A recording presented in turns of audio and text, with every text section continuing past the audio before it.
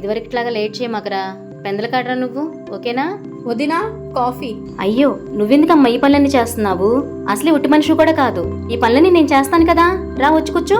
ఈ టైంలో బరువులు ఎత్తకూడదు, ఎట్లా పడితే అట్లా నడవకూడదు స్పీడ్గా. నీకేం తిననిపిస్తుందో చెప్పు, నేను చేసి పెడతాను. సరే వదినా. సరే అంటాం కాదు, నీకేం తిననిపిస్తుందో చెప్పు. ఈ ప్రేమలు నేను చూడలేనమ్మా. నాకు చిన్న పని ఉంది, చూసుకొని వస్తా.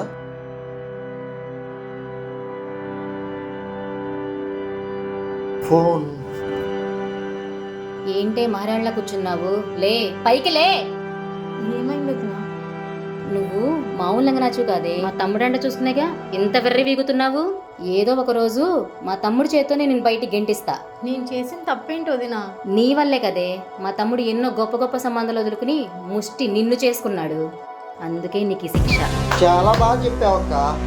అయినా తప్పు ఇద్దరం కలిసి చేశాం కదా, శిక్ష తనకు ఒక్కదానికి వేస్తున్నావేంటి? నాకు కూడా వెయ్యాలి కదా. అది కాదురా తమ్ముడు, తనకేదో 4 మంచి మాట. బాపక్క, నటించకు. జరిగింది మొత్తం నేను చూశాను.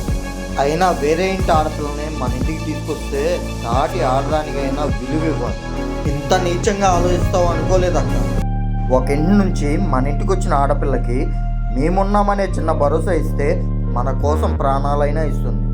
ఆలోచించండి.